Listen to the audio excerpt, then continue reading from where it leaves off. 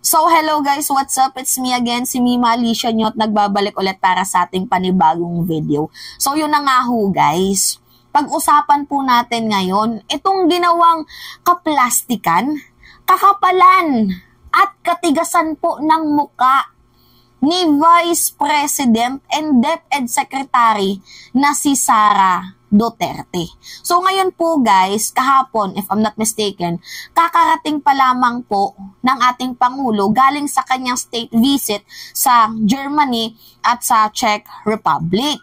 So alam nyo naman ata guys ang balita na naging caretaker po ng bansang Pilipinas itong si Vice President Sara Duterte. Kumbaga, nung wala po ang Pangulo, habang nasa state visit po ang ating Pangulo, ang tinuturing nating Pangulo dito sa Pilipinas ay si Vice President and DepEd Secretary Sara Duterte. Well, ito nga yung balita, no?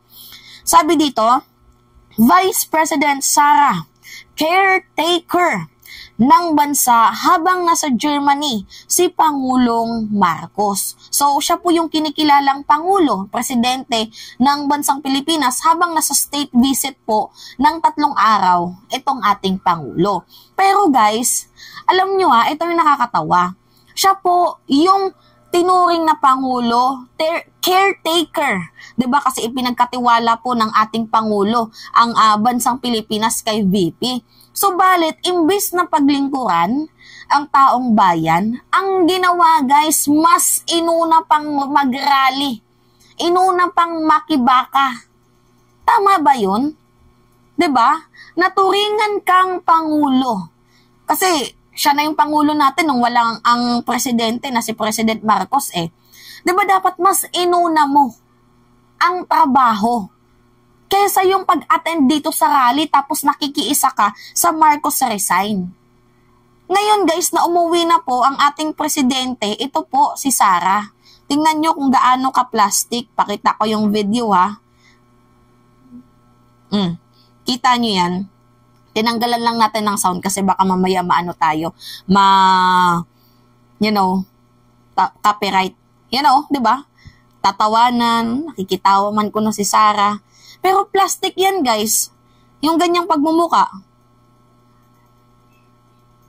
Diba? Tingnan, nag-uusap silang dalawa.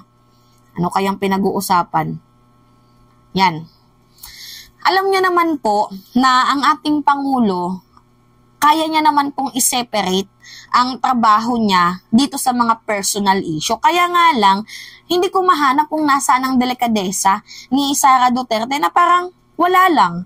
'Di ba? Sinalubong niya ang ating presidente na parang wala lang nangyari, na parang hindi siya nakibaka, na parang hindi siya sumuporta dito sa mga taong pinapabagsak si President Marcos. Like parang ang kapal. 'Di ba? Ang tigas ng kanyang muka. 'Di ba hindi natin mahanap yung salitang delikadesa or kahit man lang yung salitang kahihiyan. Kasi guys, okay lang sana sa akin kung si Digong ang nagsasalita kasi hindi na nga po yan iniintindi ng ating Pangulo kasi sabi nga niya naka-fentanyl nga itong matandang to. 'Di ba? Pabago-bago ang kanyang ang kanyang mga statement to the point nga na sabi niya, Marcos addict, Marcos bangag, 'di ba? Nasa PIDEA, ganyan-ganyan yung sinasabi ni former President Duterte. Pero doon naman sa prayer rally sa Cebu, sabi niya si Marcos buutan. Yung salitang buutan sa Bisaya, guys, mabait. Sabi niya, wala akong problema dyan kasi hindi mahambog. O wala daw siya naging problema dyan kasi hindi daw mayabang, mapagkumbabang tao. Kaya nga guys, itong ating Pangulo, hindi na po iniintindi itong si former President Duterte, lalo pat nung sinabihan niya na, si Marcos, gala-gala lang yan. Diba? Hindi niya na yan inintindi kasi kaya naman pong i-separate ni President Marcos itong kanyang trabaho sa mga personal issue at mga personal na atake sa kanya. Ngayon, okay lang sana kung si Digong. Kaya nga lang guys, 'di ba? For the meantime, presidente itong si VP Inday, ang ginawa, sumama sa rally. Nasaan yung delikadesa dun? 'Di ba? Nasaan yung kahihiyan man lang? Nakakausapin mo ang Pangulo, napatawa-tawa ka pa, na parang wala lang nangyari. Guys, habang wala po ang ating presidente, pinagamit niya po ang eskwelahan para sa prayer rally, allegedly. Hindi natin alam ha. Kasi tingnan nyo yan Oh, may DepEd pa dyan sa may ilalim. Ipin ko na lang. Di ba may DepEd, oh? Eskwelahan yan, oh. Wala po yung ating presidente, pero sandamakmak po na kagaguhan, kabulastugan. Di ba kadiliman ang kanilang pinaghahasik sa ating bayan? Nakakalungkot isipin, guys, na, di ba, pinagkatiwalaan ka ng ating Pangulo para ayusin mo ang ating bayan. Pero ano yung kanyang ginagawa? Nakikiisa pa, guys, dito sa maruming politika. Ayaw niya ng demolition job. Ayaw niya ng, tawag dito, ng black propaganda. Pero sila mismo, ginagawa nila yan sa ating Pangulo. So, asan yung hustisya dun? Nagigets niyo ba ako, guys? Kaya nga itong si First Lady, ayaw siyang tabihan. Diba kasi ang ating First Lady, hindi naman po plastic sa kanyang nararamdaman. Yes, guys. Pag ayaw niya yung isang tao, literal na ayaw niya, alangan naman, diba, itago niya yung feelings niya. Ang sakit kaya sa damdamin nun, na mag-hide ka ng feelings mo, kahit ayaw mo naman. Kaya nga hindi siya tinabihan.